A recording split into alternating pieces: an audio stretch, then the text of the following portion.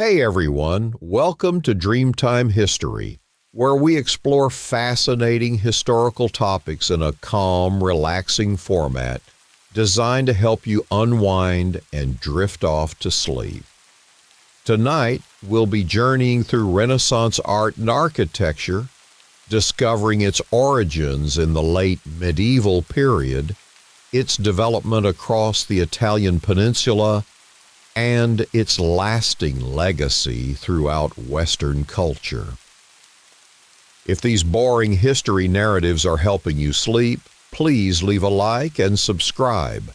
Your support helps us create more content for your peaceful nights. Now, make yourself comfortable as we begin our historical journey. The story of Renaissance art and architecture begins not with a sudden revolution, but with a gradual awakening. As the 13th century gave way to the 14th, the cities of northern and central Italy were slowly growing in prosperity and civic pride. Trade networks expanded, banking families accumulated wealth, and city-states developed complex political structures that would provide the economic and social foundations for artistic innovation. Before we explore the magnificent achievements of Renaissance artists and architects, let us first understand what the term Renaissance actually means. Derived from the French word for rebirth, the Renaissance represented a renewed interest in the classical traditions of ancient Greece and Rome. This was not a rapid transformation, but rather a slow rediscovery of ancient texts, artistic principles, and architectural forms that had been partially forgotten during the medieval period. As time passed, this rediscovery would gradually reshape how Europeans thought about art, space, and human achievement. Picture, if you will, the city of Florence in the early 14th century. The narrow streets wind between tall stone buildings.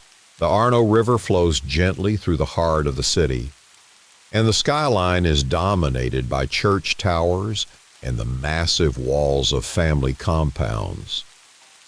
This prosperous mercantile center, with its guild system and republican government, would become the cradle of Renaissance art. Our narrative truly begins with a painter named Giotto di Bondone, born around 1267 in the countryside near Florence. Unlike many artists before him, Giotto began to move away from the flat, stylized Byzantine tradition that had dominated European art for centuries.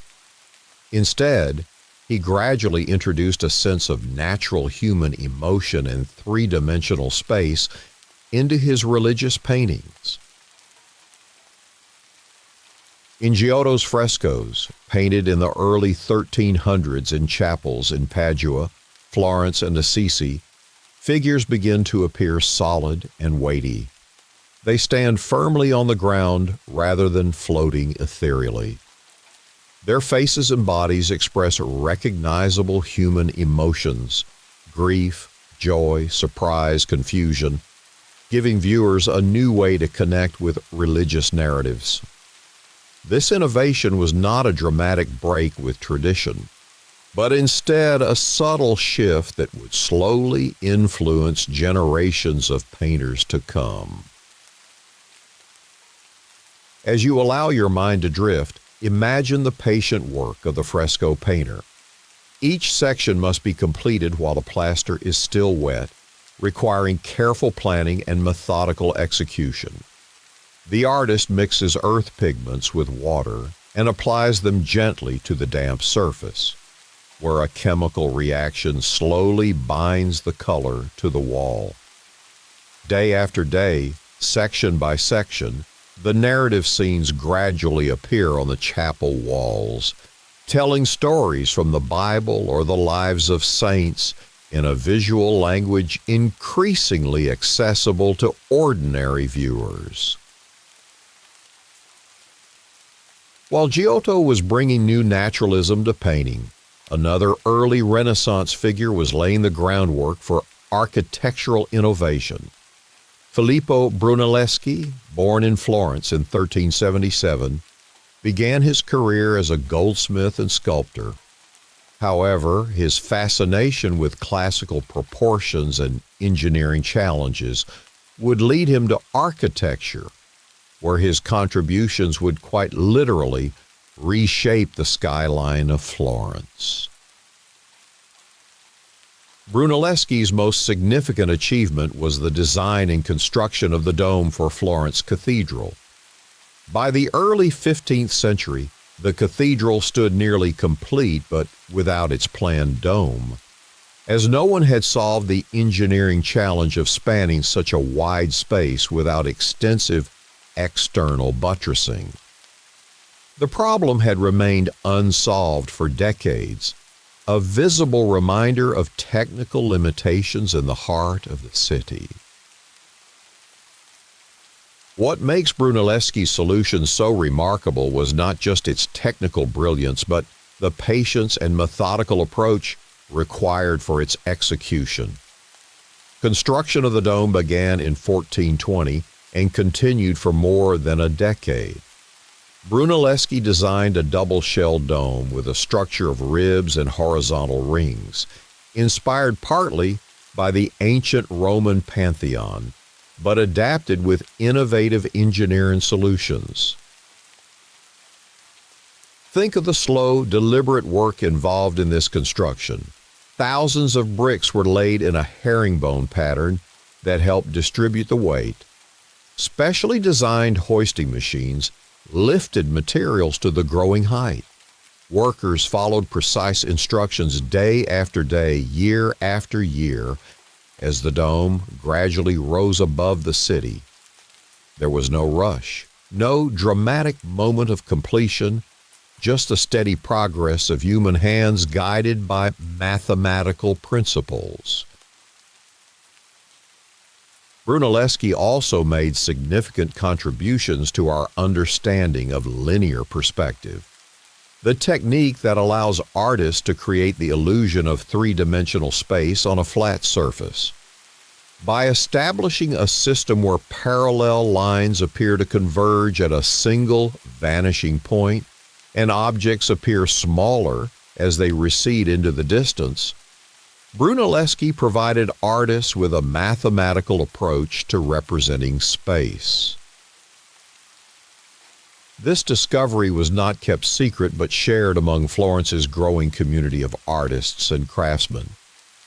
The principles of perspective slowly spread through workshops where masters taught apprentices who would eventually become masters themselves. This system of artistic education, the workshop or bottega, was central to Renaissance art production and the transmission of techniques. Let us consider for a moment how these workshops functioned. A young boy, perhaps 12 or 13 years old, would be apprenticed to an established master. For years, he would perform basic tasks, grinding pigments, preparing panels, cleaning brushes, while gradually learning the fundamentals of drawing and painting. Only after mastering these basics would he be allowed to contribute minor elements to the master's compositions. This patient, hierarchical approach to learning ensured continuity while allowing for gradual innovation. As we continue our calming journey through Renaissance art, we must acknowledge the importance of patronage. The creation of art requires not only talented artists, but also individuals or institutions willing to commission and pay for works. In Renaissance Italy, three main sources of patronage emerged: the Catholic Church, wealthy merchant families, and civic governments. The church had long been a primary patron of the arts, commissioning works to decorate churches, chapels, and religious institutions. Biblical scenes and images of saints serve both devotional and educational purposes in a society where many people could not read. As the Renaissance progressed, these religious works became increasingly naturalistic and emotionally engaging, though their fundamental purpose remained spiritual. Merchant families, particularly in Florence, commissioned art not only as expressions of religious devotion, but also as demonstrations of their wealth, taste, and social status. The Medici family, who rose from successful bankers to de facto rulers of Florence, were especially significant patrons. Cosimo de' Medici and his grandson Lorenzo the Magnificent supported numerous artists, building collections and commissioning works that would transform the visual culture of the city. Civic patronage reflected the pride that Italian city-states took in their republican institutions and urban environments. Town councils commissioned public buildings, fountains, sculptures, and paintings that celebrated local history and values. These works often combined religious themes with civic symbolism, reinforcing the complex relationship between spiritual and secular authority in Renaissance Italy. The slow accumulation of artistic innovations continued with the work of Masaccio, born Tommaso di Ser Giovanni di Simone in 1401. Though his career was brief, he died at just 26, Masaccio's contributions to painting were significant. His frescoes in the Brancacci Chapel in Florence, completed in the 1420s, demonstrate a full understanding of Brunelleschi's perspective principles, combined with a new approach to light and shadow that gives his figures remarkable solidity and presence. In Masaccio's Tribute Money, a biblical scene showing Christ and his disciples, the artist creates a convincing outdoor space where the figures appear to exist in real atmospheric conditions. Light falls consistently from one direction, creating naturalistic shadows that enhance the three-dimensional quality of the forms. The figures themselves display a new anatomical understanding, with bodies that have weight and substance beneath their draped clothing. These innovations did not appear in isolation. Masaccio was aware of Giotto's earlier advances and Brunelleschi's perspective studies. He worked alongside another painter, Masolino, in the Brancacci Chapel, and his work would later influence a young Michelangelo who came to study these frescoes decades after they were completed. This continuity of influence, this passing of knowledge from generation to generation, characterizes the gradual unfolding of Renaissance art.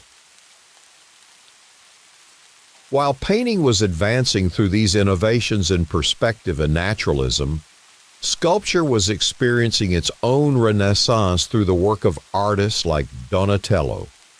Born Donato di Niccolò de Bettobardi in Florence around 1386, Donatello revived the classical tradition of freestanding sculpture and brought new psychological depth to his figures. Imagine the slow, methodical process of carving marble or casting bronze. Unlike painting, where revisions are relatively easy, sculpture requires careful planning and patient execution. A misplaced chisel strike cannot be undone. A casting flaw may require starting the entire process again. The sculptor must visualize the three-dimensional form within the block of stone or conceive how the liquid bronze will flow into every detail of the mold. Donatello's David, completed in the 1440s, was the first freestanding nude bronze statue created since antiquity. The slender youth stands in a relaxed, contrapposto pose, one foot resting on the severed head of Goliath, his expression thoughtful rather than triumphant. This work combines biblical narrative with classical form, creating something that is neither ancient nor medieval, but distinctly Renaissance. As we allow our thoughts to gently drift with these artistic developments, let us turn our attention to the architecture that was transforming Italian cities during this period.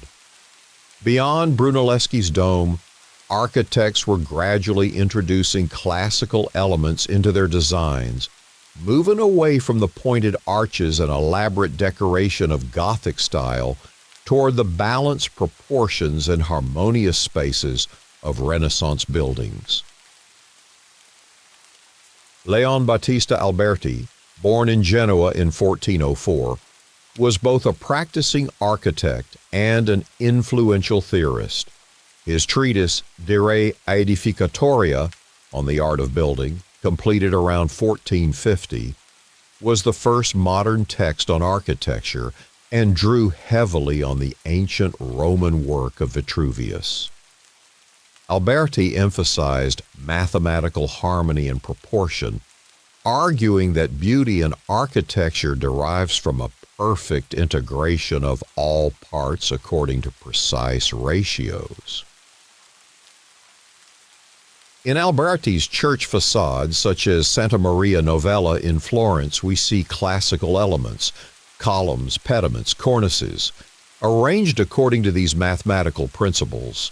The building does not imitate any specific ancient structure, but rather incorporates classical vocabulary into a new composition suited to contemporary needs. This approach to design would gradually spread throughout Italy and eventually across Europe. The pace of architectural change was necessarily slow. Buildings take years or even decades to complete. Techniques must be tested and refined. Materials must be quarried, transported, and prepared. Workers must be trained in new methods. Even when patrons embraced novel designs, the actual transformation of urban spaces occurred gradually, with new buildings rising alongside older structures in a slowly evolving cityscape.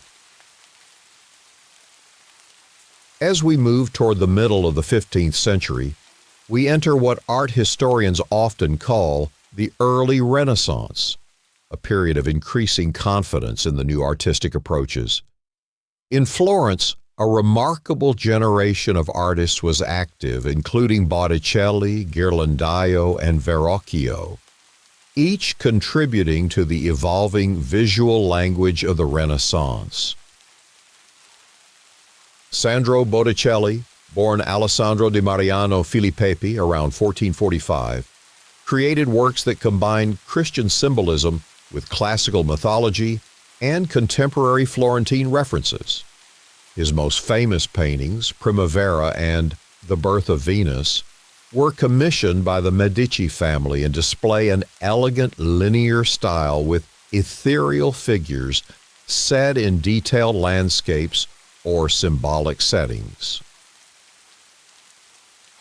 These works reflect the intellectual environment of Lorenzo de' Medici's circle, where Neoplatonic philosophy encouraged allegorical readings of classical myths. Yet, for all their philosophical complexity, Botticelli's paintings also display a serene beauty that transcends their specific cultural context. The gentle curves of Venus' body, the flowing draperies and hair moved by invisible breezes, the meadows dotted with meticulously rendered flowers, all create a sense of harmonious beauty that continues to resonate with viewers. In Botticelli's workshop, as in others throughout Florence, the creation of such paintings involved many hands and many days of patient work. First, the wooden panel would be carefully prepared with layers of gesso. a mixture of animal glue and chalk or plaster. After thorough drying and smoothing, the design would be transferred from preliminary drawings. Gold leaf might be applied for halos or decorative details, burnished to a brilliant shine. Layers of tempera paint, pigments mixed with egg yolk, would be applied in thin, precise strokes that could not be easily corrected or blended. This methodical process required both technical mastery and considerable patience.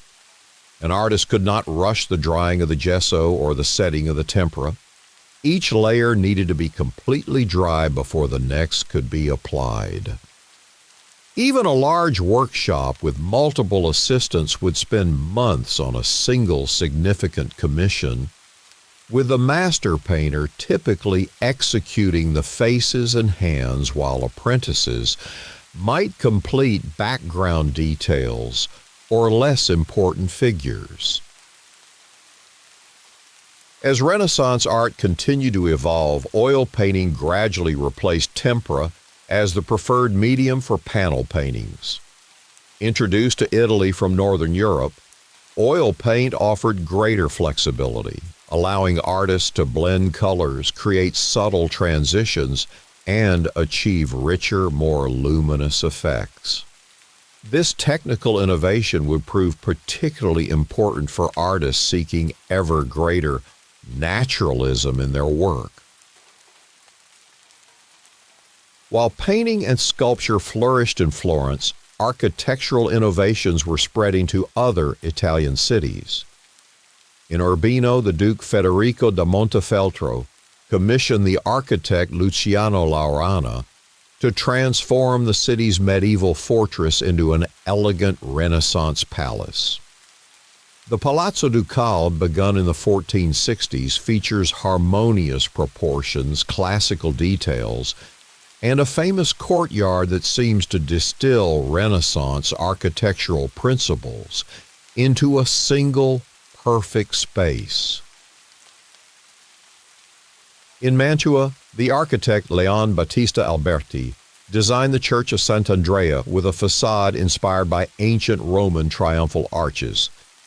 Inside, the barrel-vaulted nave creates a sense of serene mathematical order, a space that encourages contemplation through its balanced proportions and carefully controlled light. In Milan, the ruling Sforza family commissioned major architectural projects that incorporated Renaissance elements while respecting local traditions. The city's famous cathedral continued construction in the Gothic style, but secular buildings increasingly adopted classical features, creating a unique blend of northern and central Italian approaches. As we move into the latter part of the 15th century, we approach what would become known as the High Renaissance, a period associated with the peak achievements of artists like Leonardo da Vinci, Michelangelo, and Raphael. Yet it's important to understand that these masters did not emerge from nowhere. They built upon the patient innovations of earlier generations, extending and perfecting techniques that had been developing for decades. Leonardo da Vinci, born in 1452 near the town of Vinci, embodied the Renaissance ideal of the universal genius. Apprenticed to the sculptor and painter Andrea del Verrocchio in Florence, Leonardo developed extraordinary skills of observation and rendering that allowed him to advance the naturalistic tendencies of Renaissance art to new heights. Leonardo's approach to painting was characterized by extraordinary patience and attention to detail. He was known to visit markets to observe the faces of people arguing, to dissect corpses to understand anatomy, to study birds in flight to comprehend the mechanics of movement. This methodical observation informed works like The Last Supper, where each apostle's reaction to Christ's announcement of betrayal is individually characterized through subtle facial expressions and hand gestures. Leonardo also developed the technique of sfumato, from the Italian word for smoke, in which contours are softened and transitions between colors are made imperceptibly gradual. This approach is evident in works like the Mona Lisa, where the subject's famous smile seems to shift subtly as we look at it, creating an impression of living, breathing presence rather than fixed expression. Beyond his paintings, Leonardo filled notebooks with drawings and writings on subjects ranging from human anatomy to hydraulic engineering, from bird flight to architectural designs. Many of his mechanical inventions were centuries ahead of their time, though most remained unbuilt during his lifetime. His architectural drawings show an interest in centrally planned churches with perfect geometric forms, circles, squares, octagons, arranged in harmonious relationships. Leonardo's restless intellect led him from Florence to Milan, from Milan to Rome, and finally to France, where he died in 1519. Throughout these travels, he continued to observe, record, and invent, embodying the Renaissance belief that human knowledge could encompass all fields of study, and that artists could be not merely craftsmen, but true intellectual figures. While Leonardo was developing his scientific approach to art, another young artist was bringing unprecedented emotional power to sculpture and painting. Michelangelo Buonarroti, born near Florence in 1475, received his early training in the workshop of Domenico Ghirlandaio, but soon attracted the attention of Lorenzo de' Medici, who invited the teenage prodigy to study the Medici collection of ancient sculpture. For Michelangelo, sculpture was the highest form of art because it most directly imitated God's creation of humanity.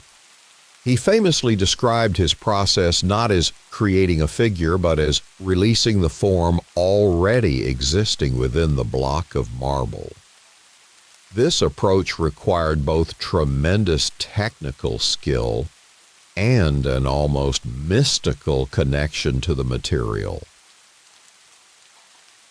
Michelangelo's David, completed in 1504, transformed a rejected block of marble into a colossal figure of unprecedented power. Standing over 14 feet tall, the sculpture depicts David not in victory, but in the moment of decision before his battle with Goliath. The figure's alert posture, the tension in his muscles, the slight turn of his head, all convey a psychological intensity that transcends the classical models that influence the artist. As we allow our minds to gently contemplate these artistic developments, let us consider the gradual spread of Renaissance ideas beyond Florence. Venice, with its unique geographic and political position, developed its own distinctive approach to Renaissance art and architecture. The city's Byzantine heritage, maritime wealth, and connection to Eastern trade routes all influenced its visual culture. Venetian painters embraced oil painting techniques earlier than their Florentine counterparts, using the medium to capture the unique quality of light reflected from the city's waters. Giovanni Bellini, born around 1430, developed a style characterized by luminous color and atmospheric effects that would influence generations of Venetian artists, including his pupil Titian. In Venetian architecture, classical elements were adapted to local conditions and traditions. The city's buildings needed to be constructed on wooden piles driven into the lagoon floor, and the humid climate affected the durability of certain materials and finishes. Nevertheless, architects like Mauro Coduzzi introduced Renaissance principles in churches and civic buildings, while the distinctive Venetian Gothic style continued to evolve with classical influences. Rome, too, was experiencing architectural transformation. Though the city had declined in population and importance during the medieval period, the return of the papacy from Avignon in the 15th century initiated a period of renewal. Popes increasingly saw themselves as temporal rulers as well as spiritual leaders, and they commissioned buildings and artworks that would restore Rome's ancient glory while asserting the Church's continuing authority.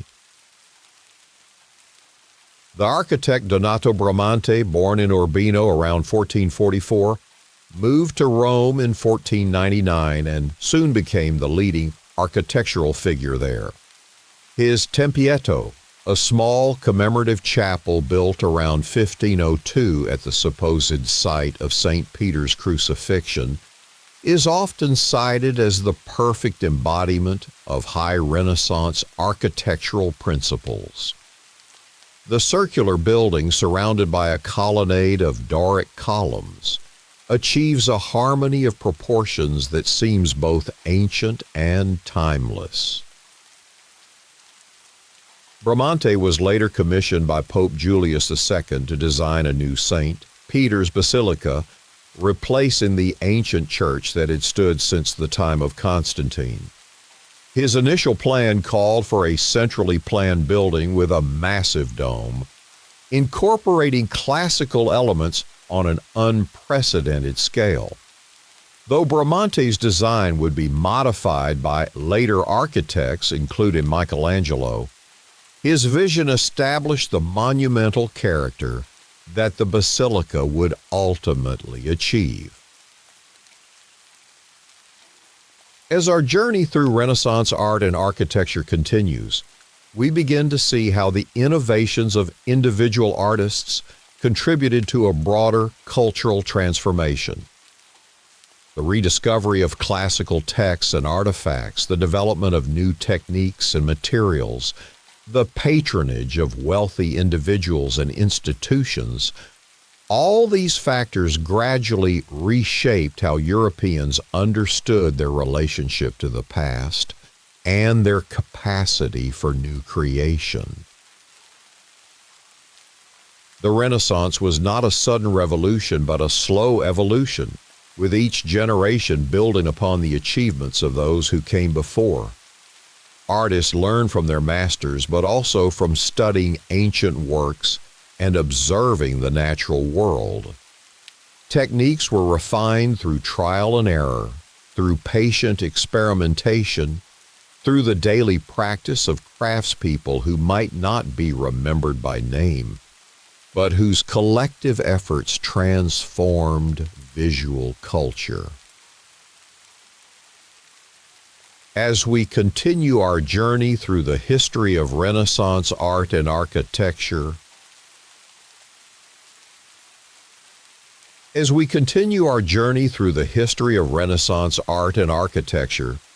we find ourselves in the period that scholars often call the High Renaissance. This brief but extraordinary moment, roughly spanning the first 2 decades of the 16th century, saw the culmination of the artistic developments we have been exploring. The patient innovations in perspective, anatomy, and classical form reached their fullest expression in the works of masters who are now household names: Leonardo, Michelangelo, and Raphael. Let us turn our attention to Raphael Sanzio, born in Urbino in 1483, the youngest of these 3 great figures.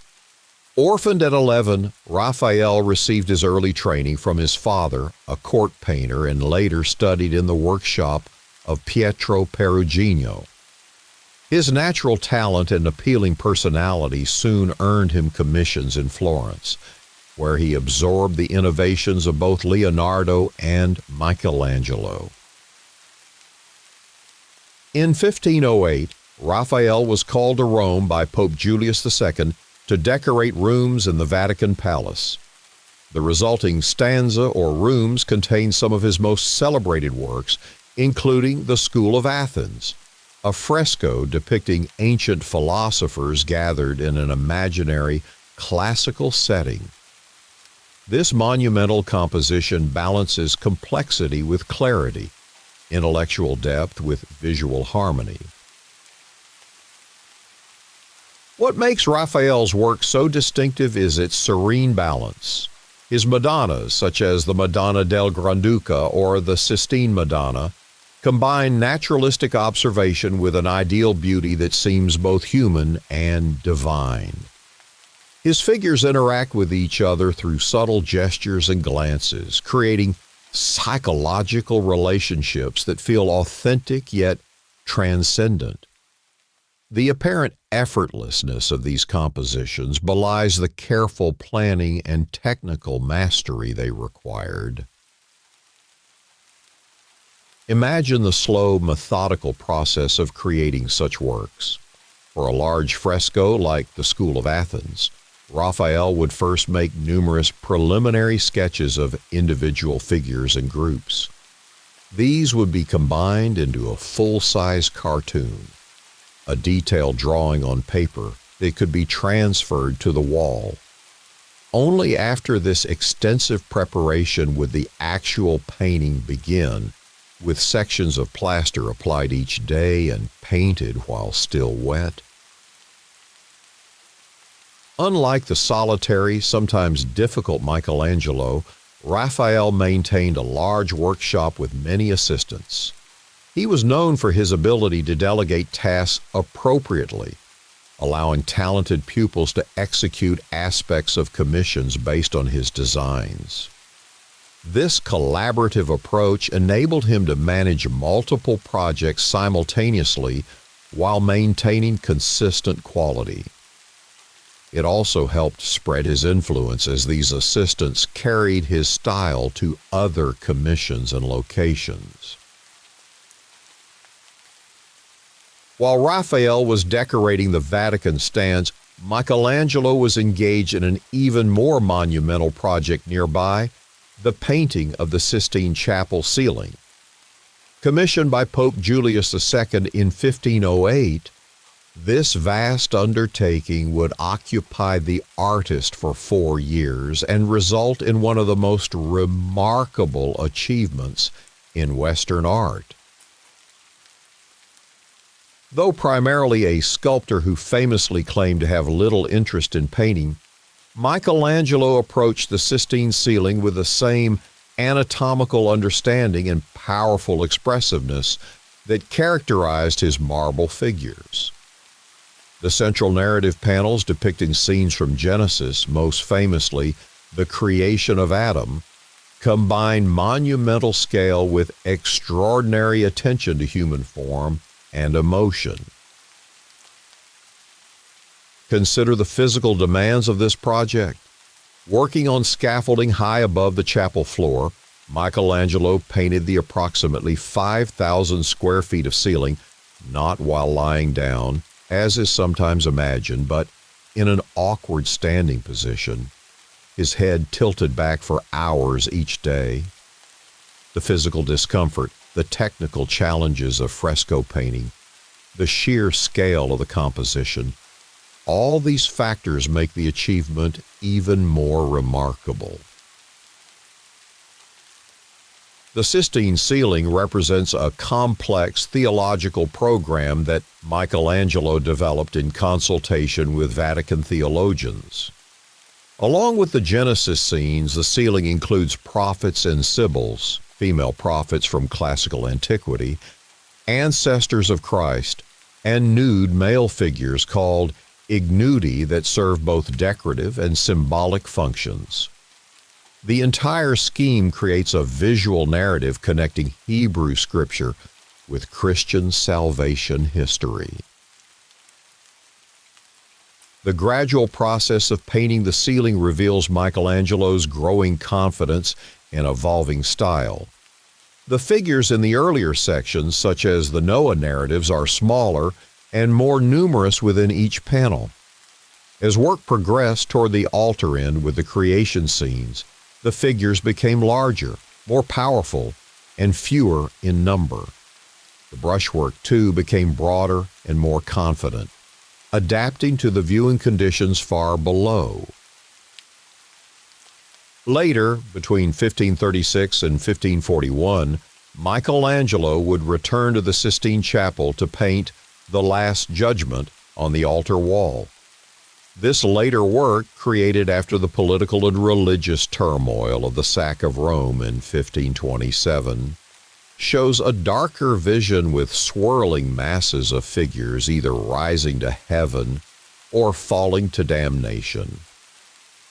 The serene classicism of the ceiling gives way to a more crowded, turbulent composition that reflects both the artist's personal development and the changing cultural climate. While these monumental projects were transforming the Vatican, Renaissance architecture was continuing to evolve throughout Italy.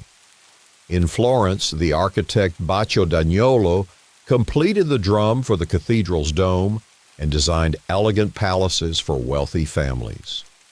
In Rome, Bramante's plans for St. Peter's Basilica. Peter's were modified by a succession of architects including Raphael, Antonio da Sangallo the Younger, and eventually Michelangelo. Michelangelo's architectural designs, like his sculptures and paintings, are characterized by dynamic tension and powerful expressiveness within classical frameworks. His redesign for St. Peter's Dome, though modified after his death, established a basic form that would become an iconic element of Rome's skyline. His Laurentian library in Florence features a vestibule with columns recessed into the walls and a staircase that seems to flow like lava from the reading room above. Innovations that both respect and transform classical precedents. In Venice, the architect Jacopo Sansovino, who had fled Rome after the sack of 1527, introduced high Renaissance principles to the unique environment of the lagoon city. His library of St. Mark's, facing the Doge's palace across the Piazzetta, combines classical elements with rich decoration suited to Venice's taste for ornament. Inside, the reading room features a painted ceiling by Titian and other Venetian masters, integrating architecture and art in a characteristically Renaissance manner. Let us now turn our attention to Venetian painting, which developed in ways both similar to and distinct from Central Italian traditions. The humid climate of Venice made fresco painting impractical, encouraging artists to focus on oil painting on canvas rather than tempera on panel or plaster. The city's position as a trading center also exposed its artists to diverse influences, including Byzantine, Islamic, and Northern European traditions. Titian, born Tiziano Vicelli around 1488 in the Venetian territory of Cadore, emerged as the leading painter of the Venetian Renaissance after the death of his teacher, Giovanni Bellini, in 1516. Unlike the drawing-focused approach of Florentine artists, Titian developed a painterly style that emphasized color and brushwork over linear precision.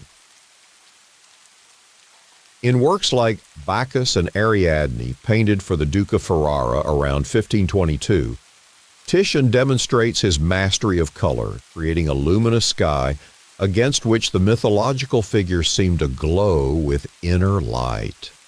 The composition balances dynamic movement with harmonious arrangement, while the painterly technique allows for subtle transitions between forms.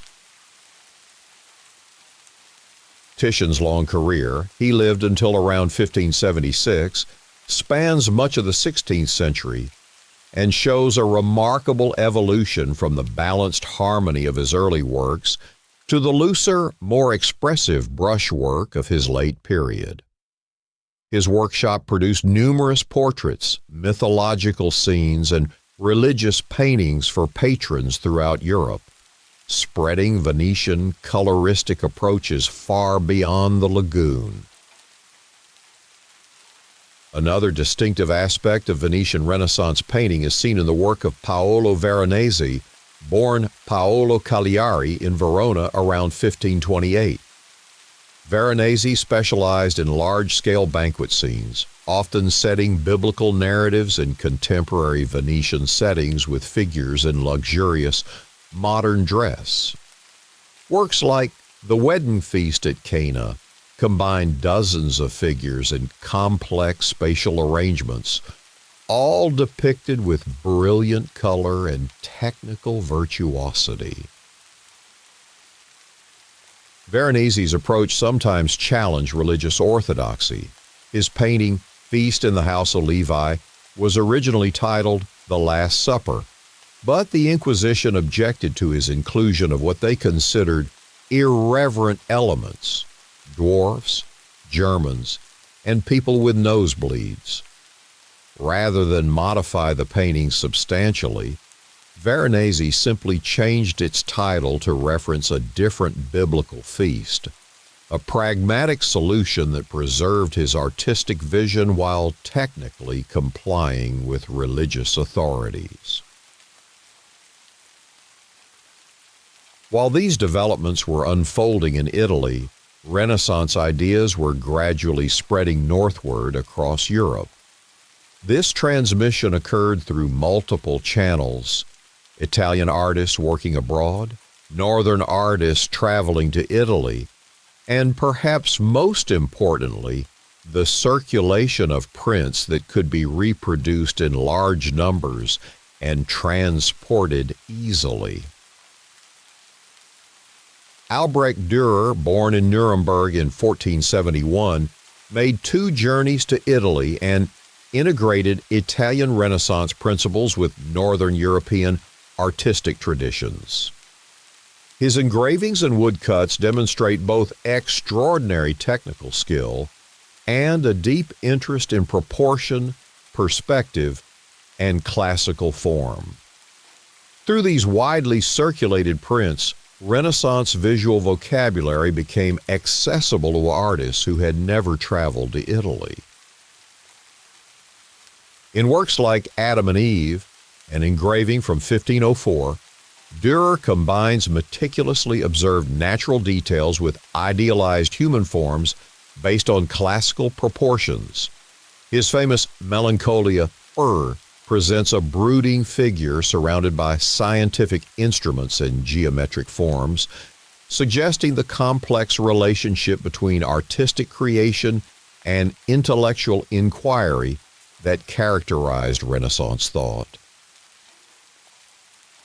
In France, the Renaissance arrived primarily through the patronage of King Francis I, who invited Italian artists like Leonardo da Vinci to his court and commissioned the architect Gian Giacomo de Rossi, known as Rosso Fiorentino, and Francesco Primaticcio to transform the royal chateau at Fontainebleau.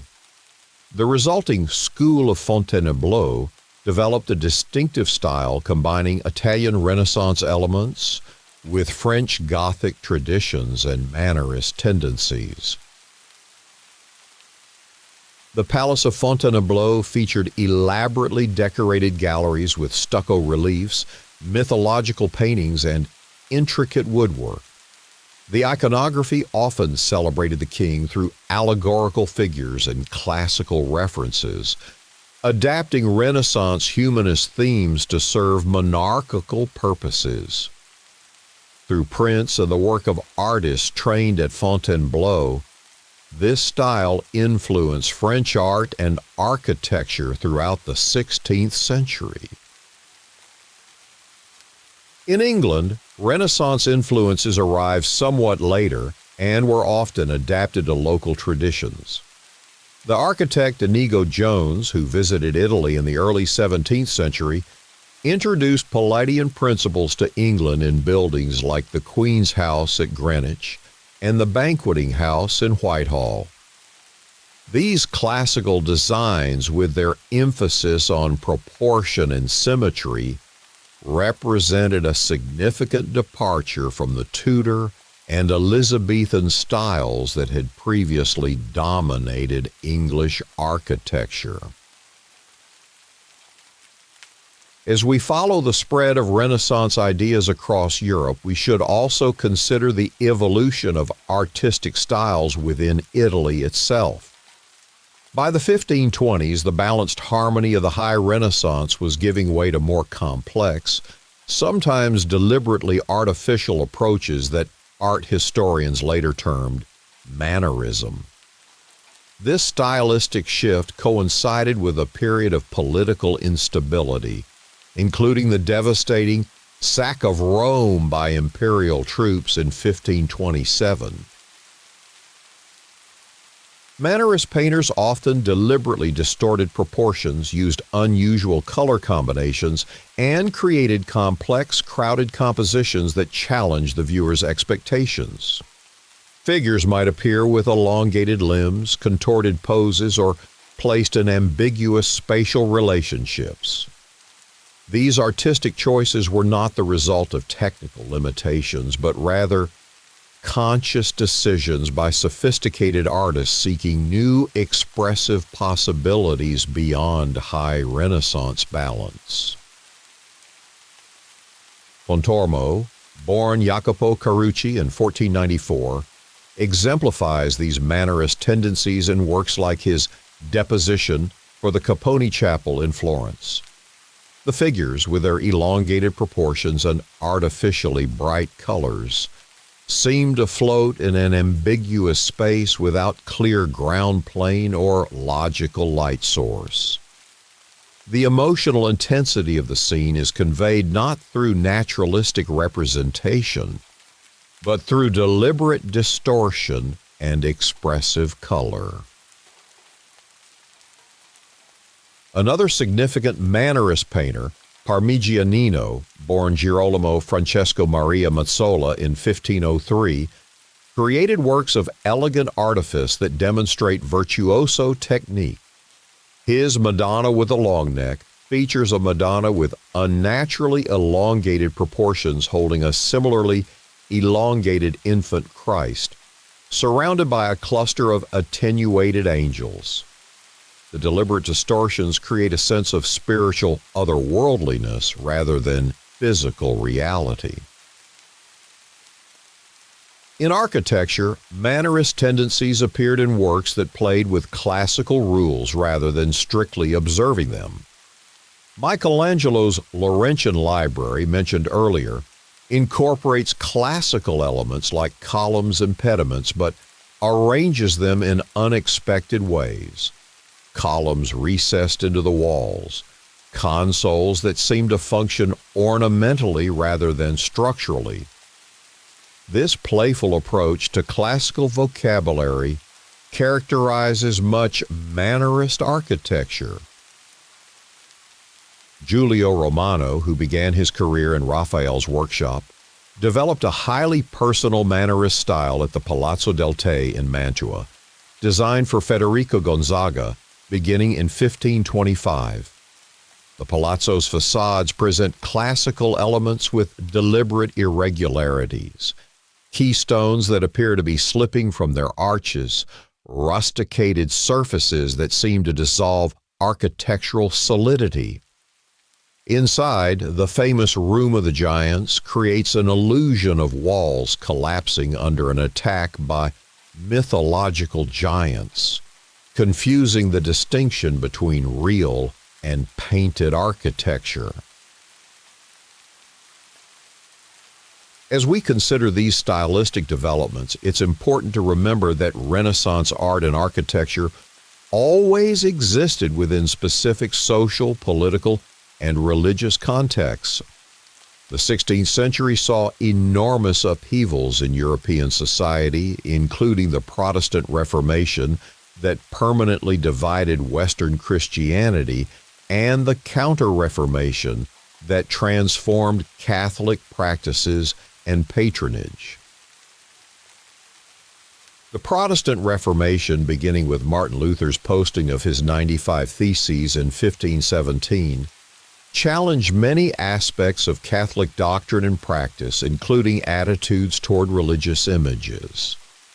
In regions that became Protestant, church interiors were often stripped of paintings, sculptures, and decorative elements considered idolatrous. This dramatic change affected patterns of artistic patronage and production in Northern Europe particularly. The Catholic Church responded with the Counter-Reformation, which included both internal reforms and a reassertion of doctrine. The Council of Trent, meeting intermittently between 1545 and 1563, addressed questions of religious art directly, affirming the legitimacy of images while emphasizing their instructional purpose and the need for doctrinal correctness. Religious art in Catholic regions became more emotionally direct and doctrinally explicit, avoiding the complex allegories and classical allusions that might confuse ordinary viewers. These religious changes coincided with political transformations across Europe. The Italian city-states that had provided such fertile ground for Renaissance innovation increasingly came under external domination, particularly from Spain. The Republic of Florence became a duchy under the Medici, losing the civic traditions that had shaped its earlier art. Venice maintained its independence but faced growing economic challenges as trade routes shifted away from the Mediterranean. Despite these challenges, Renaissance artistic principles continued to evolve and spread. In architecture, the systematic approach to classical elements developed by Andrea Palladio, born Andrea di Pietro della Gondola in 1508, would have particularly lasting influence. Working primarily in Venice and the surrounding Veneto region, Palladio created villas, churches, and civic buildings that applied classical principles with unprecedented consistency and clarity. Palladio's villas for Venetian nobles, such as the Villa Rotonda near Vicenza, combined practical functionality with harmonious proportions and strategic placement in the landscape. The Villa Rotonda, with its perfectly centralized plan featuring identical porticos on all four sides, represents an ideal of geometric harmony that would influence architects for centuries. Its integration with the surrounding landscape also established a model for the relationship between architecture and environment. Palladio's influence extended far beyond his lifetime through his treatise, The Four Books of Architecture, published in 1570. This systematic presentation of classical principles, illustrated with woodcuts of his own designs, became a standard reference for architects throughout Europe and later in colonial America. The Palladian style became a recognized approach to building design that would resurface repeatedly in later centuries, particularly during the neoclassical period of the 18th century. As our exploration of Renaissance architecture continues, we should also consider the role of garden design as an extension of architectural principles into the landscape. Italian Renaissance gardens, with their geometric layouts, terrace levels, water features, and sculptural elements. Applied the same interest in proportion, symmetry, and classical references found in buildings. The Villa d'Este in Tivoli, designed by Piero Ligorio for Cardinal Ippolito d'Este in the 1550s, exemplifies these principles with its spectacular series of fountains and water features. The garden descends a steep hillside in a series of terraces with water flowing through elaborately designed channels and erupting in fountains with mythological themes. The entire composition creates a dynamic experience that unfolds as visitors move through the space, combining natural elements with architectural and sculptural features. The Boboli Gardens behind the Pitti Palace in Florence, begun in the 1540s for Eleonora di Toledo, wife of Duke Cosimo de' Medici, represent another major example of Renaissance garden design. The garden extends up a hillside behind the palace with formal plantings, fountains, grottos, and sculpture arranged along main axes and cross-axes. Like Renaissance buildings, the garden employs principles of perspective and proportional relationships to create harmonious spaces that frame views of both natural and architectural features. These gardens were not merely decorative, but served important social and political functions. They provided settings for courtly entertainments, displayed the owner's wealth and cultural sophistication, and often incorporated complex iconographic programs that reference classical mythology and local history.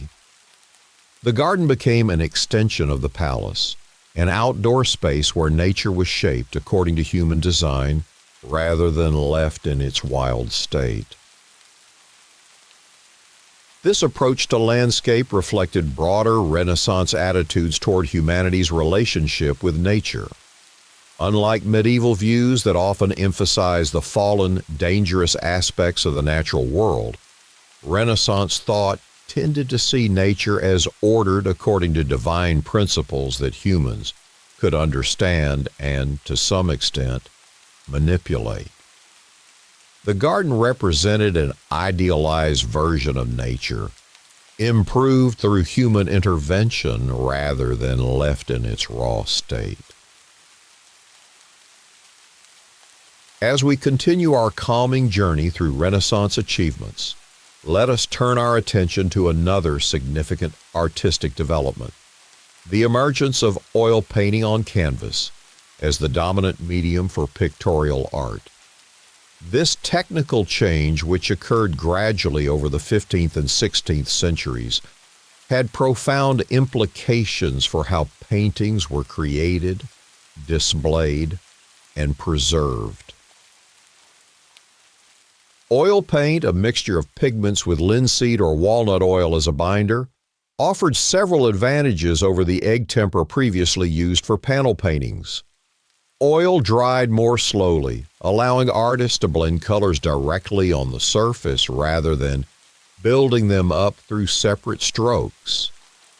It could be applied in transparent glazes or opaque passages, creating effects ranging from luminous depths to textured highlights. And its flexibility made it suitable for canvas, a lighter and less expensive support than wooden panels. The adoption of canvas supports changed not only the appearance of paintings but also their physical nature. Canvas paintings were lighter, could be rolled for transportation, and were less vulnerable to warping and cracking than wooden panels. These practical advantages made it easier to ship paintings between cities or countries, facilitating the exchange of artistic ideas and the development of an international art market.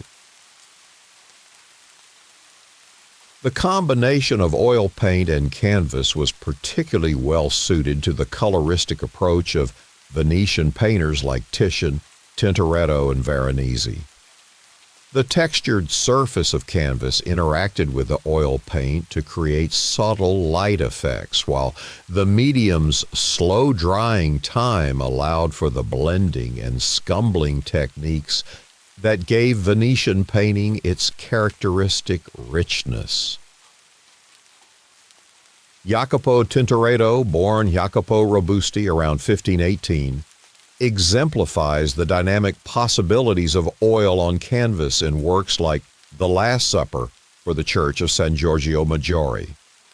Unlike Leonardo's balanced, symmetrical composition, Tintoretto's interpretation shows the scene from a dramatic diagonal perspective, with strong contrasts of light and shadow. The painting's enormous scale, nearly 12 feet high and 19 feet wide, creates an immersive experience for viewers, drawing them into the sacred narrative. Tintoretto's working method combined the drawing-based approach of Florentine tradition with Venetian coloristic techniques. He reportedly arranged small wax figures on a stage-like setup to study lighting and perspective effects before beginning his paintings. This methodical preparation allowed him to create complex compositions with numerous figures in dynamic spatial arrangements, often viewed from unusual angles that enhance the emotional impact of the scene. While Tintoretto was developing his dramatic style in Venice, a different approach to religious art was emerging in other parts of Italy in response to counter-Reformation concerns. Artists like Federico Barocci and Urbino created works of gentle piety with soft colors and graceful figures intended to evoke devotional feelings without the intellectual complexity of Mannerist art or the sensuality sometimes found in high Renaissance works. In Rome, new churches were being built and older ones renovated according to the principles articulated by the Council of Trent.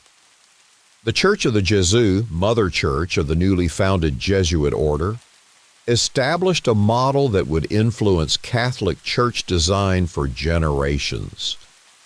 Its wide nave with chapels along the sides created an open space where large congregations could gather to hear sermons, reflecting the counter-Reformation emphasis on preaching and instruction.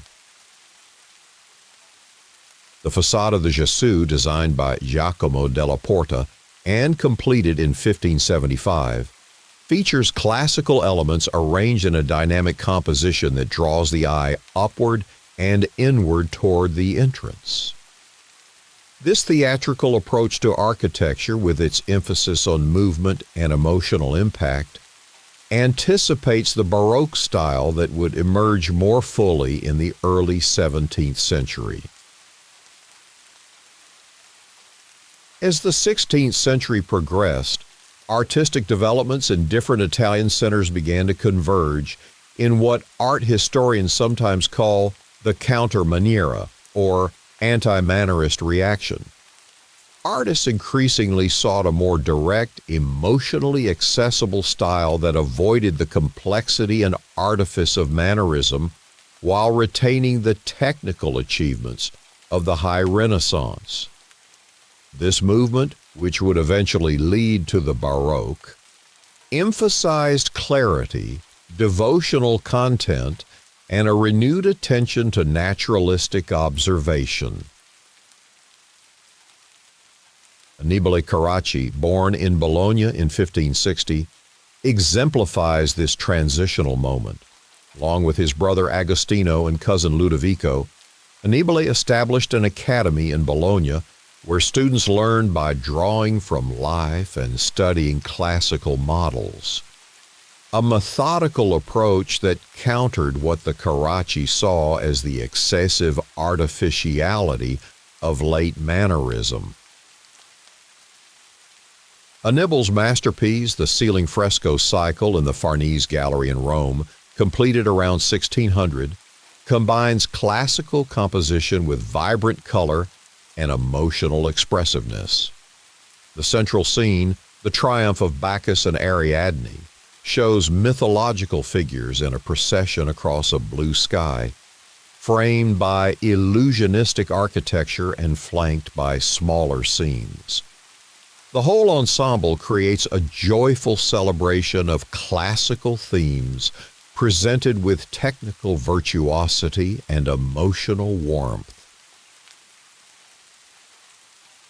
While Annibale was working in Rome, Caravaggio, born Michelangelo Merisi in 1571, was developing a radically different approach that would also contribute to the emergence of Baroque style. Caravaggio's intensely naturalistic paintings, with their strong contrasts of light and shadow and their unidealized figures often drawn from the streets of Rome, represented a dramatic break with both Mannerist artifice and classical idealization.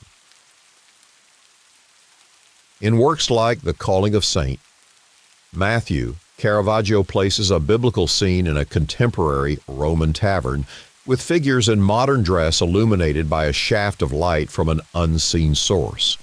The dramatic lighting, the psychological intensity of the expressions, and the momentary quality of the action create a sense of immediate presence that draws viewers directly into the sacred narrative. These developments at the end of the 16th century point toward the Baroque style that did dominate the 17th century, particularly in Catholic regions. Yet they also represent the culmination of Renaissance innovations, the technical mastery of perspective, anatomy, and light, the integration of classical themes with Christian content, the status of the artist as an intellectual rather than merely a craftsperson. As our historical journey continues through the evolution of Renaissance art and architecture, we should pause to consider the lasting legacy of this remarkable period. The Renaissance fundamentally transformed how Europeans understood visual representation, the built environment, and the relationship between art and society. Its technical innovations, intellectual frameworks, and iconic works continue to influence artists and architects even in our contemporary world. The Renaissance concept of the artist as a creative individual, not merely a skilled craftsperson but a thinker whose work expressed original ideas, established a model of artistic identity that persists to this day. The growing status of artists during this period, exemplified by figures like Leonardo and Michelangelo, who moved in courtly and intellectual circles, elevated the social position of visual creators in lasting ways. Similarly, the Renaissance idea of architecture as a rational discipline based on mathematical principles and classical precedent established an approach to building design that would remain influential for centuries. The architect emerged as a distinct professional role, separate from the builder or mason, responsible for the overall conception of buildings rather than just their technical execution. The technical achievements of Renaissance artists, perspective, anatomical understanding, oil painting techniques, printmaking methods, created a visual vocabulary that later artists could employ, modify, or react against. Even movements that explicitly rejected Renaissance classicism, such as 20th century abstract expressionism, defined themselves in relation to this tradition. The architectural language developed during the Renaissance, proportional systems, classical orders, spatial relationships, became a fundamental grammar that architects could use or transform according to changing needs and tastes. The Baroque, Rococo, Neoclassical, and even some modernist styles all engaged with Renaissance principles, whether through continuation, elaboration, or deliberate contrast. Perhaps most importantly, the Renaissance established a model of cultural achievement that valued both innovation and tradition, both individual expression and shared standards.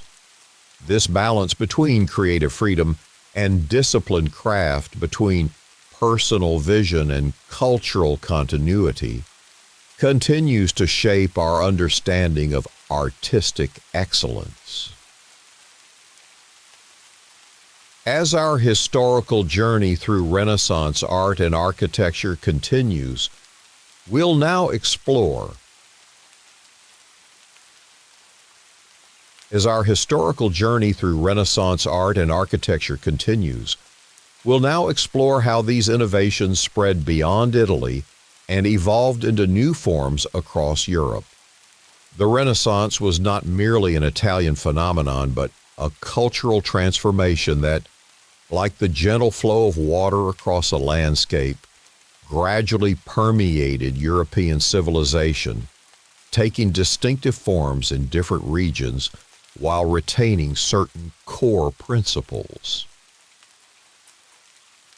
In the northern European countries, particularly the Netherlands and Germany, Renaissance influences blended with strong local traditions to create distinctive artistic expressions. Unlike Italian artists who often focused on classical mythology and idealized human forms, Northern European painters typically maintained a more detailed attention to observed reality and everyday life.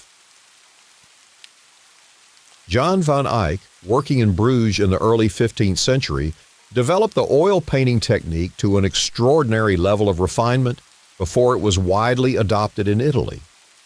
In works like the Arnolfini portrait and the Ghent altarpiece, Van Eyck created minutely detailed surfaces that captured the textures of fabrics, the gleam of metal, the subtle translucence of skin with unprecedented realism. Think of the patient, meticulous brushwork required for such effects. Each hair in a fur-lined garment, each reflection in a convex mirror, each vein in a leaf required separate attention, building up the image through countless tiny strokes. This approach differed from the broader, more gestural handling often found in Italian works, reflecting both technical differences and distinct cultural values regarding what constituted artistic excellence. The religious upheavals of the Protestant Reformation, beginning in 1517 with Martin Luther's posting of his 95 Theses, significantly altered artistic patronage and subject matter in Northern Europe. In regions that became Protestant, church interiors were often stripped of images considered idolatrous, and religious art for private devotion declined. Artists increasingly turned to portraiture, landscape, still life, and scenes of daily life, genres that would flourish in the 17th century, particularly in the Protestant Netherlands. Albrecht Dürer, whose work we mentioned earlier, exemplifies the fusion of Northern detailed observation with Italian Renaissance principles of proportion and perspective. His extensive journals and letters document his conscious effort to integrate these traditions, a process he approached with characteristic methodical thoroughness. Dürer's interest in proportion extended beyond art to the human body itself. His 4 books on human proportion, published posthumously in 1528, systematically analyzed body measurements and their relationships, providing artists with a northern equivalent to the anatomical studies of Leonardo and other Italian masters. This scientific approach to artistic problems characterizes much Northern Renaissance thought. Hans Holbein the Younger, born in Augsburg but working primarily in Basel and later London, brought this northern precision to portraiture with remarkable psychological insight. His portraits of Erasmus, Thomas More, Henry VIII, and numerous merchants and courtiers combine acute observation of individual features with elegant composition and technical virtuosity. In Holbein's The Ambassadors, the detailed renderings of scientific instruments, musical items, and luxurious textiles demonstrates his observational skill, while the anamorphic skull stretched across the bottom of the canvas reveals his interest in perspective experiments. This combination of detailed realism with intellectual complexity typifies the northern humanist circles in which Holbein moved. In France, as we've noted, Renaissance influence arrived largely through direct Italian importation under Francis III, and the Chateau de Chambord, begun in 1519, combines traditional French castle elements with Renaissance features like a symmetrical plan and classical details. Its famous double helix staircase, possibly designed by Leonardo da Vinci, exemplifies the mathematical and spatial experimentations characteristic of Renaissance architecture. The school of Fontainebleau, established by Italian artists working at the French court, developed a distinctive style featuring elongated figures, complex compositions, and elaborate decorative elements. This court style would influence French art throughout the 16th century and contribute to the development of mannerism as an international phenomenon. In Spain, Renaissance elements merged with Gothic and Moorish traditions to create unique architectural expressions. The style, called plateresque, named for its resemblance to intricate silverwork — plata is Spanish for silver — incorporated classical motifs into richly decorated facades where every surface might be covered with ornament. The University of Salamanca's facade exemplifies this approach, with its flat relief carvings of medallions, grotesques, and heraldic symbols arranged in a dense tapestry-like pattern. Later Spanish Renaissance architecture under Philip II moved toward a more severe classical style influenced by Italian models, particularly Sebastiano Serlio's architectural treatises. The monastery palace of El Escorial, designed by Juan Bautista de Toledo and Juan de Herrera, beginning in 1563, presents massive granite walls with minimal decoration, reflecting both Philip's austere tastes and counter-Reformation religious attitudes. El Greco, born Domenicos Theotokopoulos in Crete, who settled in Toledo after training in Venice and Rome, created a highly personal style that transformed Italian Renaissance and Mannerist influences into visionary religious paintings. His elongated figures, intense colors, and flickering brushwork convey spiritual states rather than physical reality, adapting Renaissance technical achievements to express counter-Reformation mysticism. In England, Renaissance influence arrived relatively late and was adapted to local needs and taste. Tudor and Elizabethan architecture incorporated classical elements as decorative features rather than fundamental structural principles. Buildings like Hardwicke Hall, with its enormous windows and symmetrical facade, represent a distinctly English version of Renaissance ideas filtered through Northern European pattern books rather than direct Italian influence. English portraiture of the Tudor period, exemplified by artists like Hans Holbein the Younger, working in England from 1532, and later Nicholas Hilliard, combine detailed observation with emblematic elements that convey the sitter's status and character. These paintings functioned not only as likenesses but as political statements, particularly in representations of monarchs distributed to reinforce royal authority. The spread of Renaissance ideas across Europe was facilitated by several factors beyond the movement of artists. The development of printing allowed books, including architectural treatises and print collections, to circulate widely. Political connections, particularly dynastic marriages between ruling families, created channels for cultural exchange. And the humanist movement established intellectual networks that transcended national boundaries, with scholars corresponding across Europe and sharing texts and ideas. This transmission was not simply a matter of Italian influence flowing outward to peripheral regions.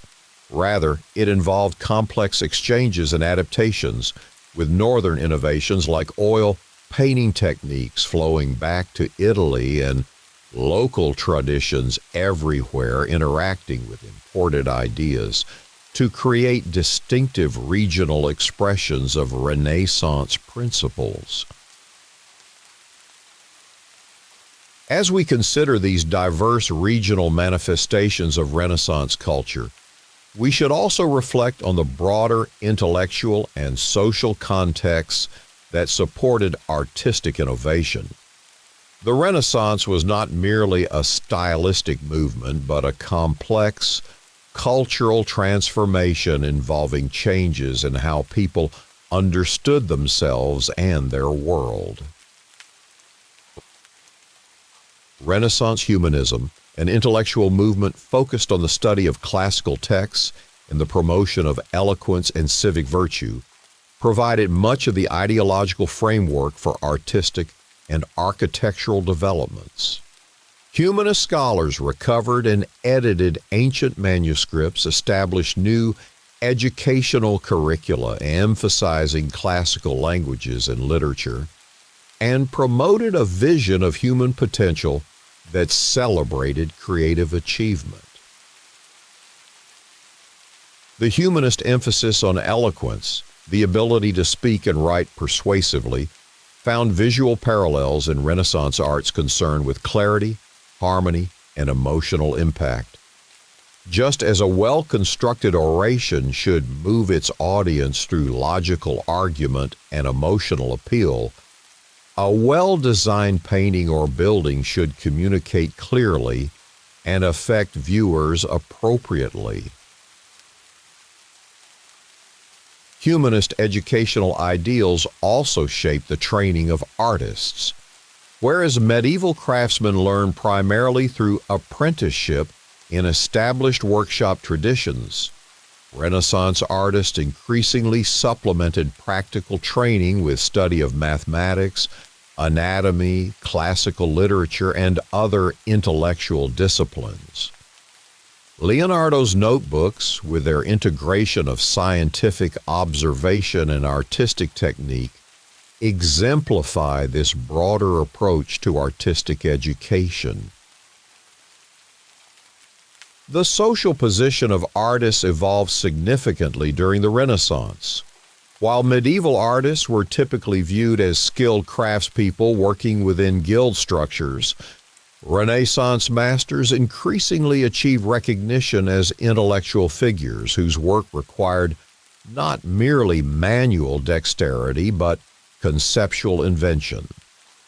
This elevation of artistic status is reflected in the growing practice of signing works, the publication of artistic treatises, and the social connections between leading artists and elite patrons. Giorgio Vasari's Lives of the Most Excellent Painters, Sculptors, and Architects, first published in 1550 and expanded in 1568, both documented and promoted this new conception of the artist.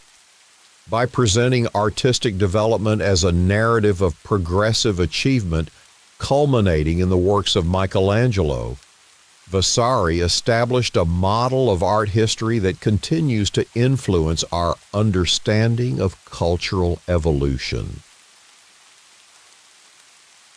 The economic contexts of Renaissance art also merit attention. The period saw significant changes in how artworks were commissioned, produced, and valued. While religious institutions remained important patrons, particularly for large-scale projects like church decoration, private patronage increased substantially, creating markets for portable paintings, small bronzes, and domestic decoration. Banking families like the Medici in Florence and the Fuggers in Augsburg accumulated wealth that allowed for extensive artistic patronage. Merchant guilds commissioned works for their headquarters and chapels. Individual collectors began to assemble galleries of paintings and sculptures, establishing the foundations for modern practices of connoisseurship and collection. The development of oil painting on canvas, which we discussed earlier, facilitated these changing patterns of production and consumption.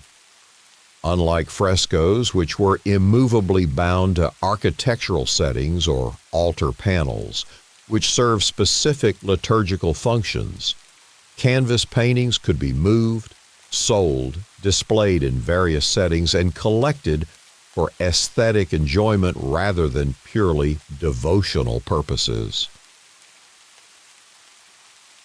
As trading networks expanded and banking systems developed, artistic exchange accelerated.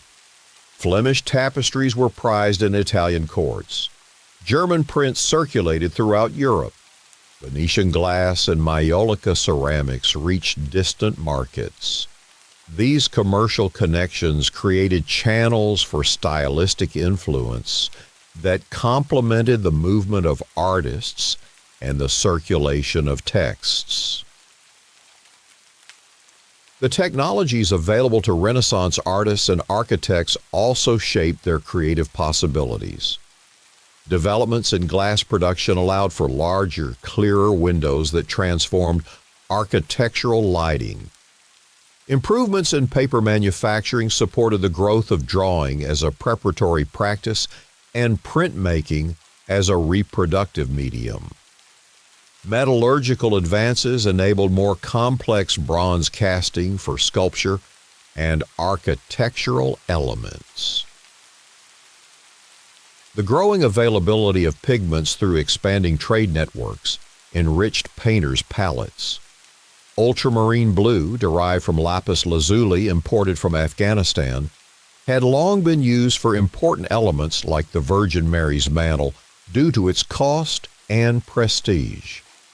But Renaissance painters increasingly had access to a wider range of colors, including new synthetic pigments, allowing for more nuanced color relationships. These material factors intersected with intellectual developments to create the distinctive visual culture of the Renaissance.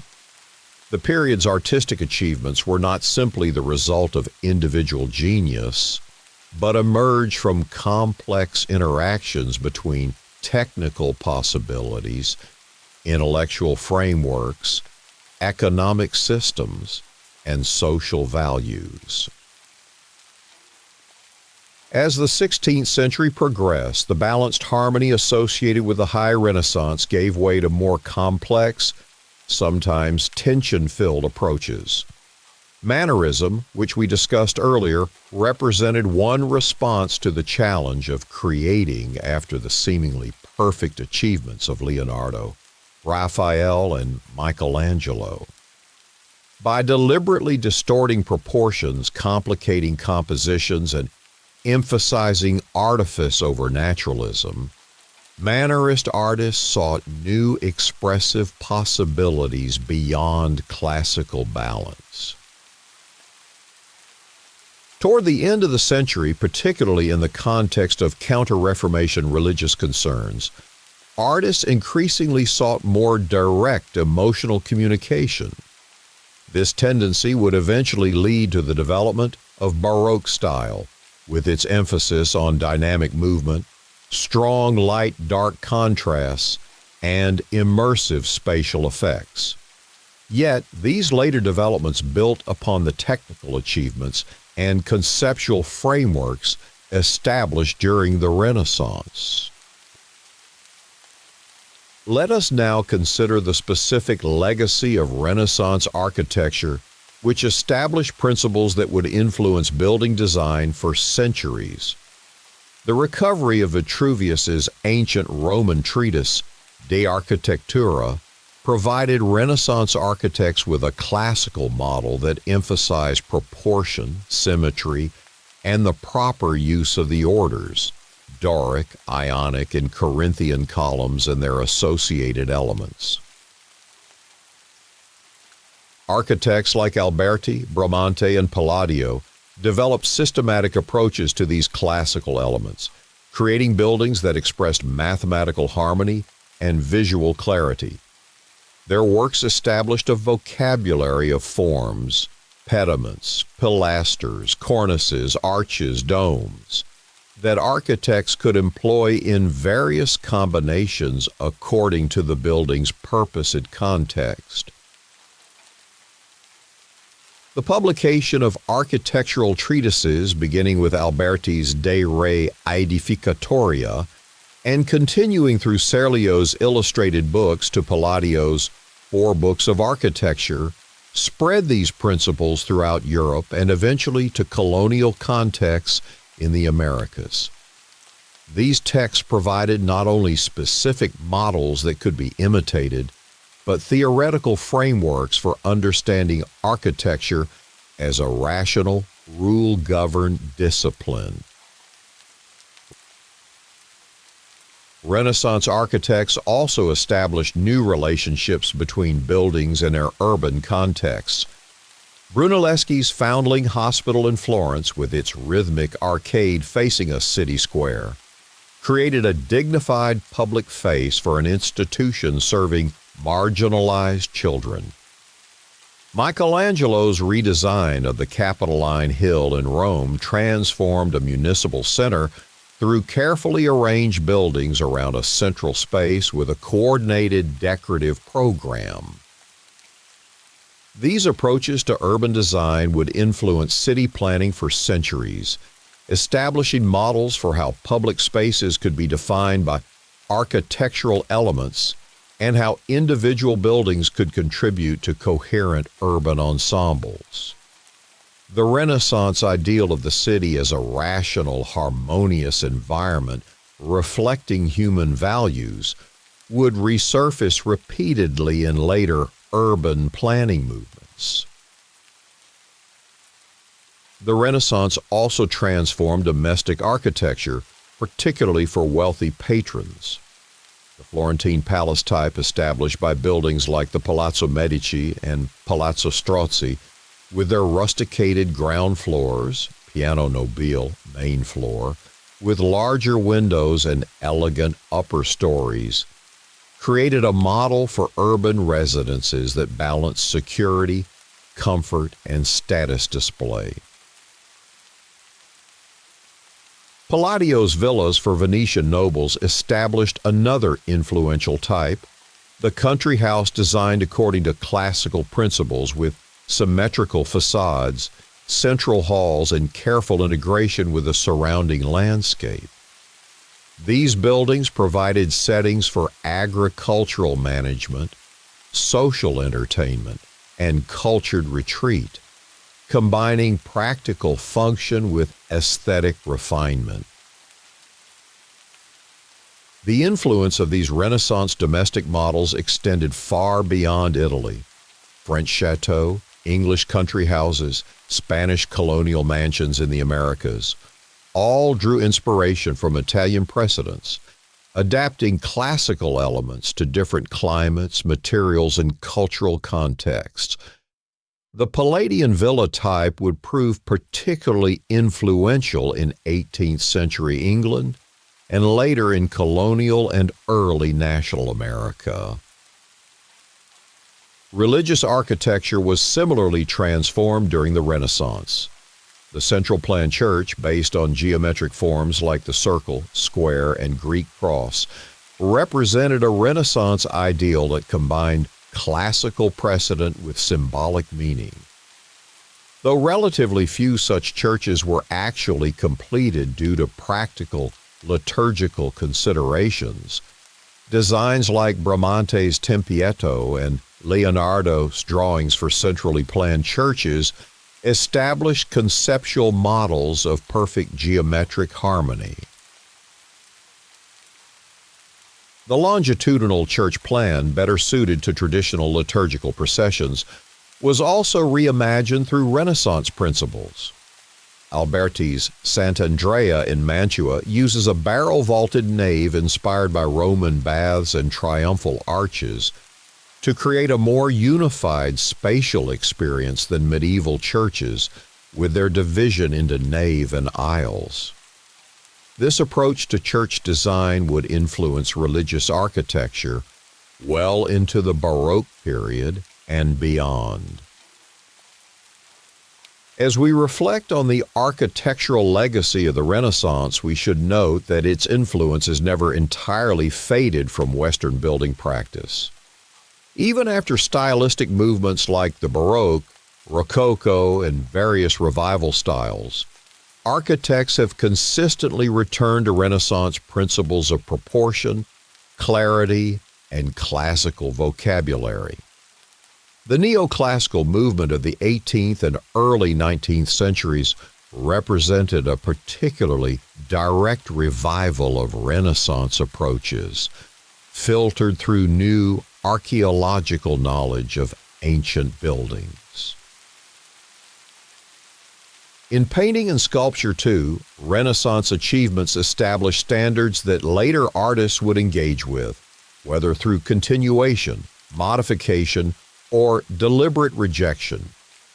The technical mastery of perspective, anatomy, and light, the integration of classical themes with contemporary concerns, the elevation of the artist's status from craftsperson to intellectual, all these Renaissance developments fundamentally shaped Western visual culture. The Renaissance concept of disegno, drawing or design as the intellectual foundation of visual art, established a tradition of rigorous preparation through preliminary sketches, compositional studies, and detailed planning.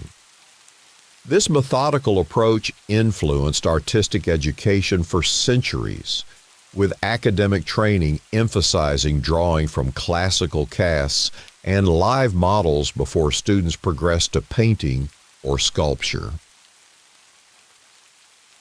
At the same time, the coloristic tradition developed particularly in Venice offered an alternative model focused on the expressive and sensual possibilities of paint itself rather than linear definition. This approach would influence later painters from Rubens to the Impressionists, who prioritized chromatic relationships and painterly handling over precise contours. Renaissance innovations in depicting the human figure, understanding anatomy, capturing movement, expressing emotion through posture and gesture, created resources that artists could draw upon regardless of their specific stylistic orientation.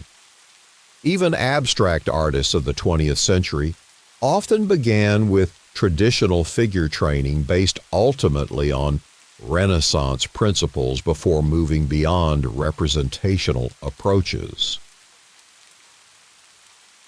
The Renaissance also expanded the range of subjects considered appropriate for serious artistic treatment. While religious themes remained central, mythological narratives, historical events, portraits, and eventually landscapes and scenes of daily life gained new prominence. This broadening of subject matter reflected humanist interests in classical literature, contemporary politics, individual identity, and the natural world. Portraiture particularly flourished during the Renaissance, evolving from earlier, more stylized representations to increasingly naturalistic depictions that captured both physical appearance and something of the sitter's character or social role. This development reflected the period's growing interest in individual identity and reputation, particularly among the merchant and professional classes who commissioned many such works. Leonardo's Mona Lisa, with its subtle modeling of the subject's face emerging from shadows and its suggestion of inner life, conveyed through the famous enigmatic smile, established a model of psychological portraiture that artists would engage with for centuries. Raphael's portraits of papal and aristocratic figures combined accurate likeness with dignified presentation appropriate to the sitter's status. Titian's portraits of rulers like Charles V expressed imperial authority through pose, attributes, and painterly richness. These Renaissance achievements in portraiture influenced how individuals would be represented in art across cultural contexts. From formal state portraits to intimate family images, from official documentation to artistic exploration of identity, the modes of portraiture established during the Renaissance provided frameworks that artists could adapt to changing social conditions and aesthetic preferences. The Renaissance also transformed how narrative was presented in visual art. Medieval religious narratives often combined multiple episodes within a single image or arranged scenes sequentially like comics or film stills. Renaissance artists increasingly focused on single dramatic moments that implied the larger narrative through the poses, gestures, and expressions of the figures. Leonardo's Last Supper exemplifies this approach, capturing the precise moment when Christ announces that one of the disciples will betray him. Each apostle's reaction reveals his character and relationship to Christ, creating a psychological drama within a seemingly static composition. This approach to narrative, selecting the most revealing moment and using body language to convey meaning, would influence narrative art for centuries. As we near the conclusion of our journey through Renaissance art and architecture, let us consider the broader cultural significance of this remarkable period. The Renaissance represents a moment when European civilization consciously engaged with its classical past, not merely to imitate ancient achievements, but to revitalize them in the context of Christian faith and contemporary concerns. This creative dialogue between past and present, between tradition and innovation, established a model of cultural development that continues to resonate. The Renaissance demonstrated that respecting historical precedent need not constrain creativity. Indeed, the discipline imposed by studying excellent models can provide a foundation for new expression.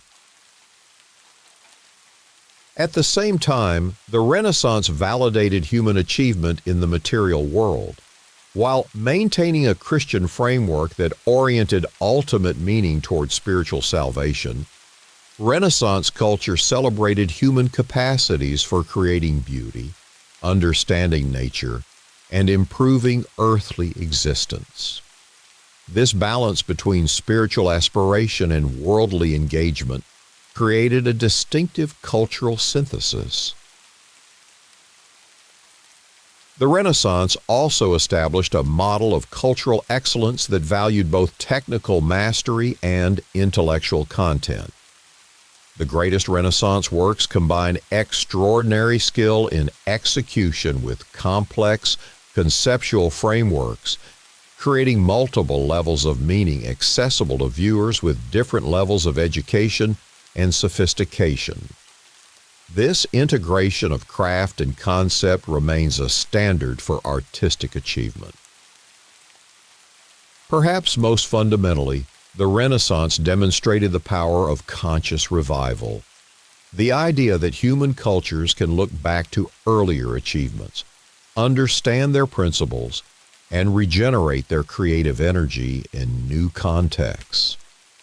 This pattern of Renaissance or rebirth has recurred throughout modern cultural history, from the neoclassical movement to various 20th century returns to traditional forms after periods of experimental abstraction. As our journey through Renaissance art and architecture reaches its conclusion, we can reflect on how this historical period continues to influence our contemporary visual environment. From government buildings designed with classical porticos to digital photographs composed according to Renaissance principles of balance and focus, the visual legacy of the Renaissance permeates our world in both obvious and subtle ways. The museum as a cultural institution emerged largely to preserve and present Renaissance masterpieces, establishing patterns of aesthetic appreciation and art historical understanding that extend beyond the specific works displayed. The concept of the artistic genius, the practice of connoisseurship, the academic study of art history, all have roots in Renaissance attitudes toward creative achievement. Even as 20th and 21st century art has often deliberately broken with Renaissance traditions of representation and beauty, these newer approaches define themselves in relation to the older tradition.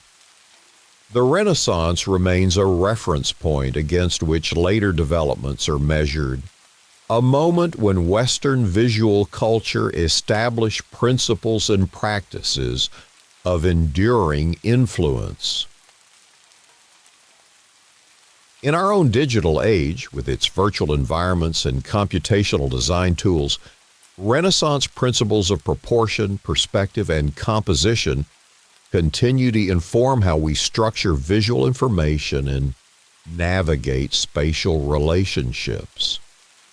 The humanist values that undergirded Renaissance art, the belief in human creative capacity, the importance of historical knowledge, the integration of multiple disciplines, remain relevant to contemporary cultural challenges. And so we complete our calm exploration of Renaissance art and architecture, a period of extraordinary achievement that transformed how humans create and experience visual culture. From Brunelleschi's dome rising above Florence to Leonardo's subtle sfumato in the Mona Lisa, from Michelangelo's powerful David to Palladio's harmonious villas, the creations of Renaissance masters continue to inspire wonder, admiration, and creative response. Their patient innovations, developing perspective, mastering anatomy, refining oil painting techniques, adapting classical architectural elements, gradually transformed European visual culture and established traditions that would spread globally. The Renaissance reminds us of human creative potential, of the value of looking both backward to tradition and forward to innovation, of the integration of technical skill with intellectual depth. As you drift toward sleep, perhaps you'll carry with you images of sunlight falling through Brunelleschi's dome, or the quiet mystery of Leonardo's sfumato, or the serene proportions of a Palladian villa in the Veneto countryside. These Renaissance achievements, created through methodical work and visionary imagination, offer a legacy of beauty and meaning that continues to enrich our visual world. Thank you for joining us on this historical journey through Renaissance art and architecture. If you found this boring narrative helpful for sleep, please remember to like and subscribe for more sleep-inducing history. Good night and pleasant dreams.